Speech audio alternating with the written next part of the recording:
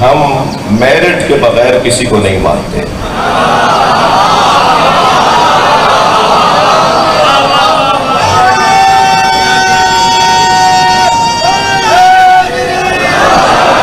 ہر جگہ ایک ہی آواز، ہر جگہ ایک ہی پکار کہ میرٹ پہ تقرریاں ہونی چاہیے، میرٹ پہ پارٹی ہونے چاہیے، میرٹ پہ تبادلے ہونے چاہیے، میرٹ پہ داخلے ہونے چاہیے. ہم بھی 1400 سال سے مجلس اسی لیے کر رہے ہیں کہ نبی کے بعد میرٹ پہ ماننا چاہیے.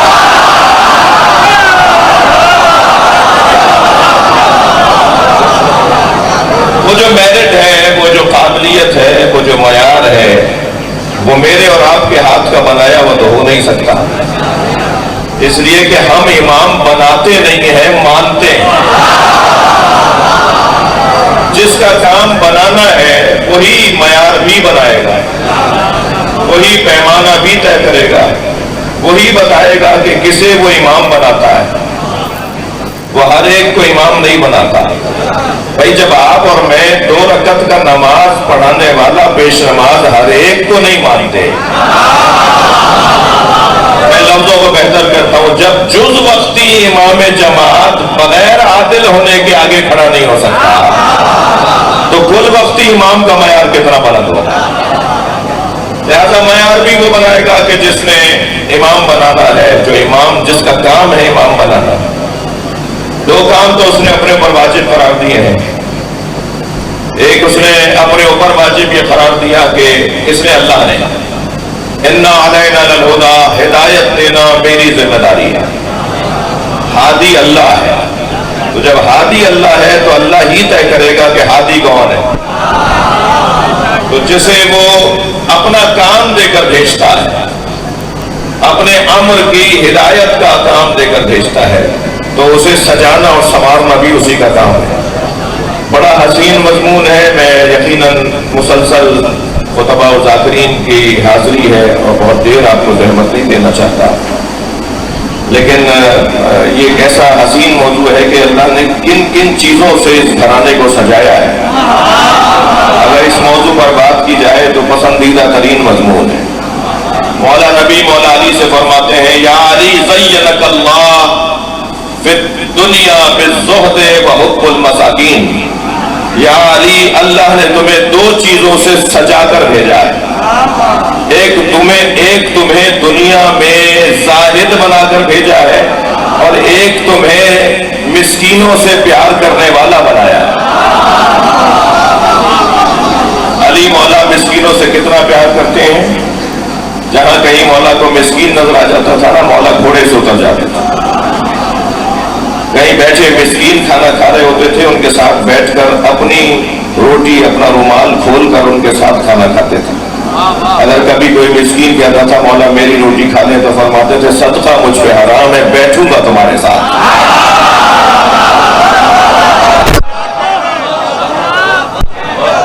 مسکینوں کے ساتھ بیٹھ کر کھانا کھانا علی کو بہت پسند ہے. جب کبھی کچھ چیز بٹ رہی ہوتی تھی مسکینوں میں تو ان کی طرف جا کے کھڑے ہو جاتے تھے. تو ایک دن حضرت عمار یاسر نے فرمایا، یا علی، جب ہم آپ کی طرف سے ہی لوگوں میں کچھ بانٹ رہے ہوتے ہیں تو آپ کو تو ہماری طرف کھڑا ہونا، ہم چاہتے ہیں کہ آپ ہماری طرف کھڑے ہوں، آپ مسکینوں کی طرف جا کے کھڑے ہو جاتے ہیں. تو مسکرا کے فرمایا، میں وہاں جا کے اس لیے کھڑا ہوتا ہوں کہ لینے والوں کو شرمندگی نہ ہو.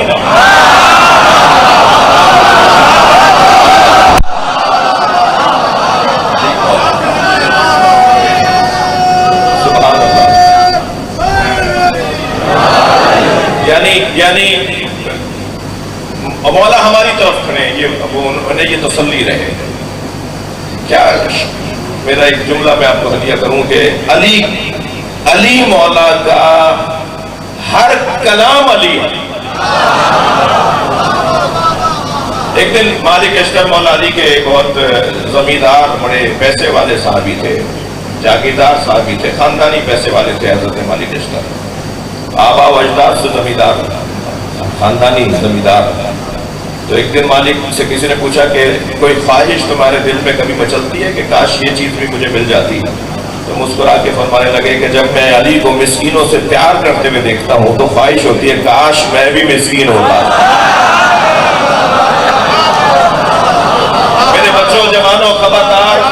किसी का कालड़ उधड़ा हुआ हो, किसी का पैंचा फटा हुआ हो, उसे जलील ना समझना, इसलिए कि अल्लाह ने अपने वलियों को फकीरों में छुपाया हुआ है। कोई महंगी गाड़ी से उतर रहा हो, बड़े बंगले से निकल रहा हो, उसे अमीर मत समझना। ये पैमाने हमारे नजदीक पैमाने नहीं है। हम जिस शिफाखाने में बैठे हैं ये इमाम बारगाह हुसैनी शिफाखाना है।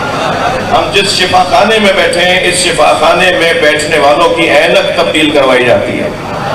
हम उस ऐनक से देखते हैं कि जो करबलाई ऐनक है, हैदरी ऐनक है, और जब इस ऐनक से देखेंगे तो हमारी दीद ही बदल जाएगी। मैं एक जगह से गुजर रहा था, रास्ते में सांप बैठा हुआ था, मेरे बढ़ते हुए कदम रुक गए। मैं सोचने लगा ये मूजी है, हमला करेगा। अभी खड़ा मैं सोच रहा था कि दूर से लोगों ने मुझे देखकर तबसरे शुरू किए, देखो मौलाना को बड़ी बहादुरी की बातें, शुजाअत की बातें करते हैं, बड़े बड़े जुमले बोल देते हैं, सांप से डर रहे हैं। अब मैं सोचने लगा इनके चढ़ाने में आऊं या अकलमंदी को सबूत दूं। बहुत सारे लोग चढ़ा कर गायब भी हो जाते हैं। अभी खड़ा मैं सोच रहा था कि मुझे करना क्या चाहिए कि बराबर में एक बच्चा आके खड़ा हुआ और कहने लगा मौलाना ये प्लास्टिक का सांप है। जैसे ही मुझे पता चला प्लास्टिक का सांप है तो मैंने उसी पर पैर रखा, उसे कुचलता आगे चला गया। मालूम ये हुआ जब हकायक रोशन हो जाते हैं तो इक़दामात भी तब्दील हो जाते हैं। मैं जुमला हदिया कर रहा हूं, सारी दुनिया जिस यजीद से डरती थी हुसैन उसकी हकीकत को जानते थे। सलावत पर मोहम्मद व आले मोहम्मद।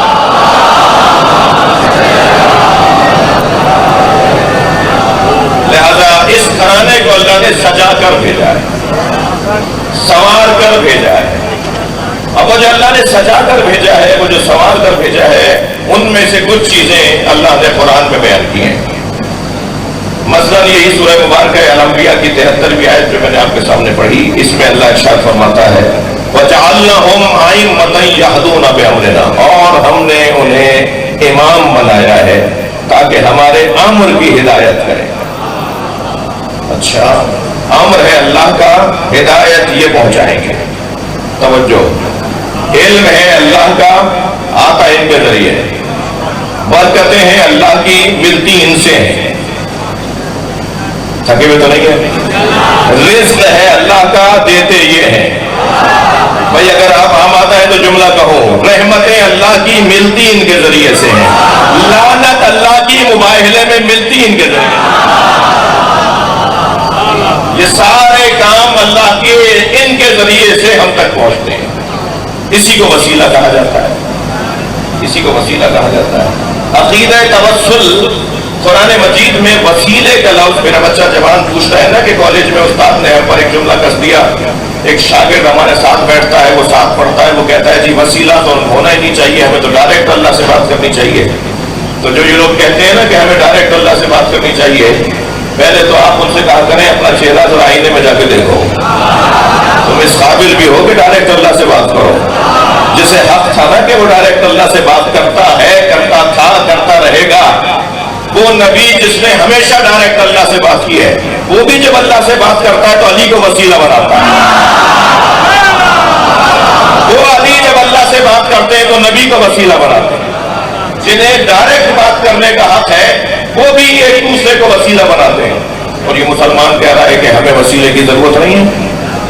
तो कुरान में आयत वसीले के लफ्ज के साथ 2 जगह आई, लेकिन मफहूम वसीले का तो 20 जगह से ज्यादा आया है।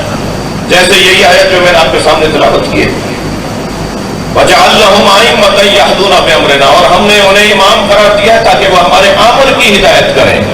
हिदायत अल्लाह के अम्र की। अच्छा, एक और आयत भी है, वो सूरह अहज़ाब की 39वीं आयत है, जिसमें अल्लाह इरशाद फरमा रहा है अल्लज़ीना युबल्लिगूना रिसालातिल्लाह व यख़शौनहु व ला यख़शौना अहदन इल्लल्लाह व कफ़ा बिल्लाहि हसीबा। कुछ लोग ऐसे हैं जो अल्लाह के पैगामात को मुंतकिल करते हैं। तो अल्लाह का पैगाम कौन मुंतकिल करता है? जो अल्लाह से पैगाम देता हो। जब अल्लाह का पैगाम ये मुंतकिल करते हैं तो इनका हक नहीं है कि हमारी दुआएं ये वहां मुंतकिल करें, हमारी हाजतों को वहां ले जाए। जो वहां से यहां पैगाम लाए और यहां से वहां पैगाम ले जाए उसी को वसीला कहा जाता है। जो 2 तरफों से जुड़ा हुआ हो उसे वसीला कहा जाता है। लिहाजा اس آیت کریمہ میں امام اسے بنا رہا ہے اللہ کہ جس کا کام یہ ہے کہ یہدون بامرنا، وہ ہمارے امر کی ہدایت کرے گا، وَأَوْحَيْنَا إِلَيْهِمْ فِعْلَ الْخَيْرَاتِ، اور ہم نے ان پر وحی کی ہے نیک کاموں کی، جو بھی وہ کام انجام دیتے ہیں وہ نیک کام انجام دیتے ہیں اور ان کا ہر فعل ہماری وحی کے مطابق ہے۔ وَإِقَامَ الصَّلَاةِ وَإِيتَاءَ الزَّكَاةِ وَكَانُوا لَنَا عَابِدِينَ، اور یہ لوگ صرف یہ گھرانہ صرف ہمارا بندہ، ہمارے بندے ہیں، یہ کسی اور کی عبادت نہیں کرتے، یہ کسی اور کی پرستش نہیں کرتے۔ یہ آیت کریمہ کا ظاہری ترجمہ ہے۔ عزیزان گرامی، بحث ہے امامت کی۔ اللہ امام اسے بناتا ہے جس کے اندر دو کیفیتیں ہوتی ہیں۔ دوسری آیتیں پڑھ رہا ہوں میں آپ کے سامنے، یعنی یہ بچہ جوان اگر مجھ سے سوال کرے کہ اللہ امام کنہیں بناتا ہے، تو اللہ یا مظلوم کو امام بناتا ہے اور معصوم کو امام بناتا ہے۔ اللہ امام بناتا ہے معصوم کو، اللہ امام بناتا ہے مظلوم کو۔ لہذا سورہ مبارکہ البقرہ کے اندر ارشاد ہوا وَإِذِ ابْتَلَىٰ إِبْرَاهِيمَ رَبُّهُ بِكَلِمَاتٍ فَأَتَمَّهُنَّ قَالَ إِنِّي جَاعِلُكَ لِلنَّاسِ إِمَامًا قَالَ وَمِن ذُرِّيَّتِي قَالَ لَا يَنَالُ عَهْدِ الظَّالِمِينَ۔ ہم نے جب ابراہیم سے امتحان لیا اور ابراہیم اپنے امتحان میں کامیاب ہو گئے تو اللہ نے ابراہیم کی کامیابی پر انہیں جو سند دی ہے وہ یہ کہ ہم تمہیں زمین پر لوگوں کے لیے امام بنا رہے ہیں۔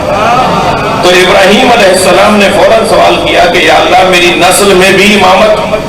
تو اللہ نے یہ نہیں کہا کہ نہیں ہوگی یا ہوگی، اللہ نے قاعدہ دے دیا، اللہ نے فارمولہ دے دیا، لا ینال عہد الظالمین، میرا یہ عہدہ امامت ظالموں تک نہیں پہنچے گا۔ یعنی اب جو بھی امام ہوگا وہ وہی ہوگا جو معصوم ہوگا، اس لیے کہ ظالم کی ضد عصمت ہے، ظلم کی ضد عصمت ہے، جو معصوم ہوگا وہ امام بنے گا۔ تو اب ہم جسے امام مانتے ہیں وہ معصوم ہے۔ معصوم کسے کہتے ہیں؟ معصوم اسے کہتے ہیں جس کی زندگی میں گناہ کا گزر رہا ہو، اور لفظ بہتر کرتا ہو، جو گناہ کرتا ہی نہ ہو۔ یہ بھی بہت اچھا جملہ ہے، بہت سے لوگ بولتے ہیں جملہ، مگر میں اس سے بڑا جملہ کہنے جا رہا ہوں، جو گناہ کر ہی نہیں سکتا۔ تھوڑا توجہ چاہوں گا آپ سے۔ معصوم یعنی جو ہم جنہیں امام مانتے ہیں، جنہیں ہم اپنا مولا مانتے ہیں، وہ گناہ کر ہی نہیں سکتے۔ اب یہی جوان کھڑا ہو جائے گا، پرچی بھیج دے گا کہ جو گناہ کر ہی نہیں سکتا، تو اس کا کیا کمال ہے؟ نہ بینا کہے کہ میں نامحرم کو نہیں دیکھتا، ہے میرے ساتھ ہیں آپ تھوڑا سا، نہ بینا کہے کہ میں نامحرم کو نہیں دیکھتا، تو کون سا کمال ہے؟ کمال تو یہ ہے کہ آنکھیں خوب چلتی ہوں اور نامحرم کو نہ دیکھتا ہوں۔ جب آپ مولانا یہ کہہ رہے ہیں کہ وہ گناہ کر ہی نہیں سکتے تو کمال کیا ہے؟ میں جواب یہ دوں گا کہ یہی تو کمال ہے۔ ہمیشہ گناہ کر ہی نہیں سکتے کا جملہ مجبوروں کے لیے استعمال نہیں ہوتا، مختاروں کے لیے استعمال ہوتا۔ جو اپنے ماشاءاللہ جو اپنے وجود پر اتنا تسلط رکھتے ہوں، جو اپنے اوپر اتنا قابو رکھتے ہوں، جو اپنے اوپر حاکم ہو، وہ گناہ کر ہی نہیں سکتے۔ مثال دینے جا رہا ہوں، مجلس ہو رہی ہے، ایک جوان نے کہا مولانا آپ سے پہلے میں ایک کلام پڑھوں گا، ایک قصیدہ پڑھوں گا۔ میں نے کہا بیٹا دکھاؤ گے کیا پڑھو گے؟ میں اپنے ان ذاکرین سے جو میرے سارے مجھ سے زیادہ اہل بیت کے قریب ہیں، اپنی سچائی کی، اپنے گلے، اپنے محنت کی بنیاد پر، اپنے جو ریاضت ہے اس کی بنیاد پر، میں ان تمام ذاکرین سے بھی اور خطباء سے بھی اور ممبر پہ آنے والوں سے گزارش کروں گا کہ یہ جو نئے پڑھنے والے آ رہے ہیں نا، یہ خود سے آپ کو استاد اگر نہ مانے تو آپ خود سے ان کے استاد بن جائیں، اس لیے کہ یہ کسی کو استاد مان نہیں رہے۔ پہلے بے استادہ جسے کہتے تھے نا، تو اس پہ تنقید ہوتی تھی وہ کہ بھائی یہ بے استادیں ہیں، کہ کوئی استاد ہی نہیں ہے، اور آج تو بڑے فخر سے کہتا ہے نہیں میرا کوئی استاد نہیں ہے۔ ارے بھائی تم اپنے آپ کو برا کہہ رہے ہو، یہ جس کا کوئی استاد نہیں ہے وہ ترقی نہیں کرے گا، وہ 50 غلطیاں کرے گا بغیر استاد کے کام کرنے والا۔ اور پہلے استادی اور شاگردی کا نظام تھا اور اب بھی ہے، لیکن یہ تعداد بڑھ رہی ہے نسبتاً کہ جن کا کوئی استاد ہی نہیں ہے. تو یہ جو بے استاد آ گئے ہیں نا ہمارے یہاں پڑھنے والے، وہ ہر فیلڈ میں ہیں، صرف ممبر اور ذاکرین میں نہیں ہے، نوخانی میں بھی ہے، منقبت خانی میں بھی ہے. اب تو یہاں پر گوگل استاد ہے، اب تو یہ سوشل میڈیا استاد ہے. 4 آدمیوں کا کلام سنا اور ایک مرتبہ پڑھنا شروع کر دیا. اب انہیں پتہ ہی نہیں ہے کہ یہ مصرع پڑھنا ہی نہیں تھا، انہیں پتہ ہی نہیں ہے جملہ بولنا ہی نہیں تھا. استاد نے بولا تھا، انہوں نے کہیں سے سوشل میڈیا سے کلام اٹھا لیا. انہوں نے مثال کے طور پر اس وقت میں ان کا کوئی جونیئر بیٹھا تھا، اس کا نام لے کر پکارا. انہوں نے پڑھتے ہوئے اس سینئر کا نام ایسے ہی پکار دیا جیسے انہوں نے جونیئر کا کہہ کر پکارا تھا. تو انہیں نقل کے لیے بھی تو عقل چاہیے نا. تو بعض لوگوں کے پاس نقل تو بڑی اچھی ہے، عقل نہیں ہے. تو میں گزارش کروں گا اسے تنقید نہ سمجھا جائے، اسے مشورہ سمجھا جائے کہ جو لوگ نئے پڑھنے والے آ رہے ہیں نا، ان کا اگر کوئی استاد نہیں ہے تو آپ خود ان کے استاد بن جائے. بیٹا ہمیں دکھا دیا کرو، ہم سے سن لیا کرو، ہم سے پوچھ لیا کرو. بعض لوگ تو جو کلام لے کر آتے ہیں وہ سارے ہی پڑھنا ایسا سمجھتے ہیں جیسے اگر کوئی قرآن کی طرح کوئی شعر چھوڑ دیا تو کوئی آیت چھوڑ دی. بعض اوقات ماحول ایسا نہیں ہوتا، علاقہ ایسا نہیں ہوتا، ہم جہاں پڑھ رہے ہوتے ہیں وہ ایسی جگہ نہیں ہوتی، ہمیں 2 شعر چھوڑنے پڑتے ہیں وہاں پر. مثلا میرے پاس ایک جوان آ گیا، مولانا آپ سے پہلے میں کلام پڑھنا چاہتا ہوں. میں نے کہا بیٹا کیا پڑھنا چاہتے ہو؟ کہنے لگا یہ. میں نے کہا مجھے دکھاؤ. اب جب اس نے کلام دکھایا تو ایک مصرع ایک پہر میں، دوسرا مصرع دوسری پہر میں، ایک شعر ایک وزن میں، دوسرا شعر دوسرے وزن میں، اور کہیں حرف ربی کا قافیہ تو کہیں صحیح قافیہ، تو کہیں الفاظ کی نشست اچھی نہیں اور کہیں گھوڑا کلام. تو میں نے الجھ کے پوچھا یہ کلام کس کا ہے؟ تو اگر فرض کیجئے وہ یہ کہے کہ یہ میر انیس کا کلام ہے، تو میں بے ساختہ کہوں گا نا کہ میر انیس ایسا کلام کہہ ہی نہیں سکتے. کیوں میر انیس ایسا کلام کہہ ہی نہیں سکتے؟ میر انیس کا، مرزا نبیر کا، جوش ولی آبادی کا اپنے ادب پر اتنا تسلط ہے کہ وہ گھونڈا کلام کہہ ہی نہیں سکتے. اہل بیت کو اپنے وجود پر اتنی حاکمیت ہے کہ وہ گناہ کر ہی نہیں سکتے.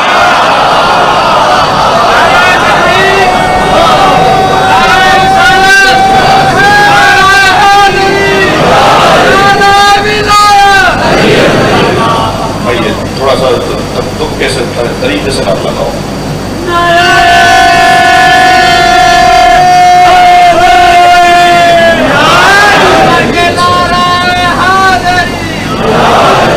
جناب امیر کا فرمان ہے میرے ذکر میں بولو تاکہ پہچانے جاؤ. قبلہ صاحب کراچی سے آئے ہیں، پتہ چلنا چاہیے کراچی تک جاتے تک کہ وہاں پہ نعرے کا جواب سب لوگوں نے مل کے دیا. حسین کا بابا، حسین کا بابا، بابا کا بہر، بابا کا شوہر، بلیا نے پکارا، نبیا نے پکارا، جبریل کا ٹیچر، سرکار کے والو، علی کل ماشاء اللہ. میں اپنے مضمون کو ایک منزل دے رہا ہوں. اللہ جنہیں امام بناتا ہے ان میں اللہ نے کچھ معیار رکھے ہیں، اور ہمیں فخر یہ ہے کہ ہم جن کے دروازے پر بیٹھے ہیں وہ وہی امام ہیں جنہیں اللہ نے امام بنایا. ہم اپنے ہاتھ کے بنائے ہوئے لوگوں کو اپنا بڑا نہیں مانتے. بہت روشن بات ہے. اچھا ایک تو آیت یہ ہے حضور جو میں نے آپ کے سامنے پڑھی، ایک اور آیت بھی سورہ سجدہ میں اسی لہجے کی ہے. وَجَعَلْنَا مِنْهُمْ أَئِمَّةً يَهْدُونَ بِأَمْرِنَا، اور ہم نے ان میں سے کچھ کو امام بنایا ہے. اچھا ان میں سے کچھ کو امام بنایا ہے، یعنی امام تو 12 ہیں مگر جن میں سے بنایا ہے وہ 12 سے زیادہ ہے. یہ قرآن کی آیت ہے بھائی، اس سے تو کسی کو بھی اختلاف نہیں ہو سکتا نا. وَجَعَلْنَا مِنْهُمْ، ہم نے ان میں سے کچھ کو امام بنایا ہے. اللہ جن میں سے 12 کو امام بناتا ہے، ان میں سے ایک کا نام عباس علمدار.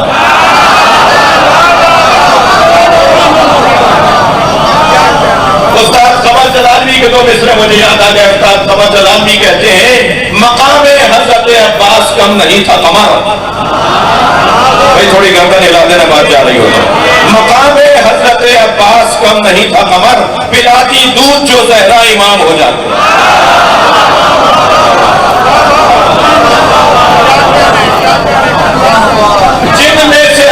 امام بناتا ہے ان میں سے ایک نام مولا عباس کا نام ہے۔ اب ایسے معیاری ہستیوں کو ماننے کے لیے اللہ نے ہمیں اعزاز عطا کیا ہے۔ میرے بچوں جوانوں، آپ سے 2 جملے کہہ کر میں چند جملے مصائب کے پڑھوں گا۔ جتنا شکر ادا کریں کم ہے کہ ہم جہاں بیٹھے ہیں اس سے اچھا دروازہ نہیں ہے۔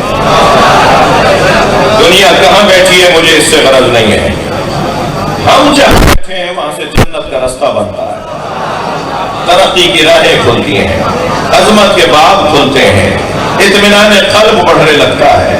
سب سے بڑی دولت جو اہل بیت کے چاہنے والوں کو نصیب ہے وہ اطمینان قلب ہے۔ عزاداروں میں خودکشی کرنے والے نہیں ملیں گے، حسین والا کے ماتمیوں میں خودکشی کرنے والے نہیں ملیں گے۔ جن کے پاس علم موجود ہو، جن کے پاس عزا خانہ موجود ہو، وہ جب پریشانیوں میں گھرتے ہیں تو عباس سے جا کر بات کرتے ہیں۔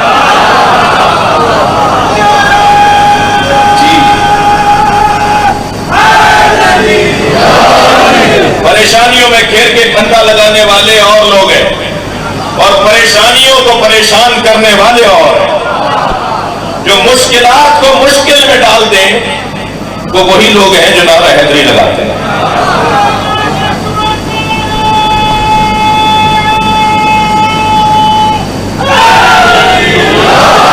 میں اکثر اسی حلیے میں رہتا ہوں، مسلسل سفروں میں۔ آج بھی یہاں سے وہاں اتر کر 17 گھنٹے کا آسٹریلیا کا سفر ہے، اور ہر سفر کے اندر کوئی نہ کوئی برابر میں آ کے بیٹھتا ہے اور کہتا ہے شیعہ مولوی آپ سے سوال کر لوں، تو میں پہلا جواب تو یہ دیتا ہوں کہ میں پہن کے اس لیے کر رہا ہوں کہ آپ سوال کریں۔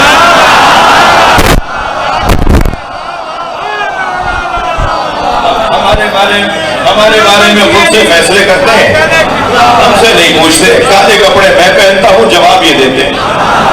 بھائی جو پہنتے ہیں وہی جواب دیں گے نا کہ ہم کیوں پہنتے ہیں۔ جی ماتم ہم کرتے ہیں، جواب وہ دے رہے ہوتے ہیں کہ بدعت ہے۔ ہم ماتم کر رہے ہیں نا، دلیل بھی ہم دیں گے نا، ہم سے پوچھیے تو صحیح۔ اور جب ہم سے آپ پوچھ لیتے ہیں تو گھبراہٹ پڑ جاتی ہے، خبردار ان سے مت ملنا، شیعہ ہو جاؤ گے۔ خبردار علم دیکھو گے تو یہ ہو جائے گا۔ علم کا مسئلہ نہیں ہے، مسئلہ یہ ہے کہ جب یہ اس بارگاہ میں آ جاتے ہیں تو اس گھڑے کا پانی ہی کچھ ایسا ہے کہ یہ پھر وہ ذائقہ لے کے جاتے ہیں جسے بار بار لینے کا مزہ آتا ہے۔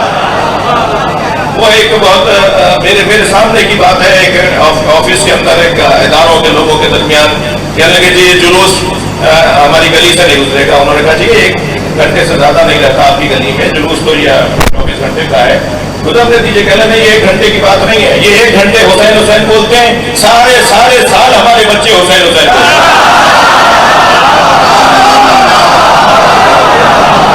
یہ نتیجے ہیں۔ مجھے ایک صاحب کہنے لگے کہ جی آپ کے ہاں لوگوں کے ہاں کردار کی اور نماز آپ کے ہاں کم پڑھتے ہیں لوگ، اور آپ کے ہاں میں نے کہا جی یہ ذاتی مسئلہ ہے، یہ انفرادی مسئلہ ہے، ہر ایک کو خود اپنا جواب دینا ہے۔ نصیحت ہمیں کرنی چاہیے، بات ہمیں کرنا چاہیے، مگر اس کی بنیاد پر پوری قوم کا فیصلہ نہیں ہوگا۔ بے حیثیت قوم جو ہمارا کمال ہے وہ یہ ہے کہ بے حیثیت قوم حسین مولا پہ رونے والے دوسری قوموں سے اس لیے اچھے ہیں کہ یہ کسی کو جا کے تکلیف نہیں پہنچاتے، یہ کسی کو کہیں جا کے پھٹتے نہیں ہیں، کسی کو نقصان نہیں پہنچاتے۔ جی درد اور ہمدردی اس قوم میں زیادہ پائی جاتی ہے انسانی بنیادوں پر۔ جو قوم رونے کی مشق کرتی ہو نا وہ کسی کو رلاتی نہیں ہے۔ رونا دل نرم کرنے کا ایک بہترین رستہ تھا جو اہل بیت نے ہمیں دے دیا۔ سب سے بڑے مظلوم پر رو لو تاکہ تمہیں دنیا میں مظلوم نظر آئے، تو اس کے صدقے میں ان کا ساتھ دو۔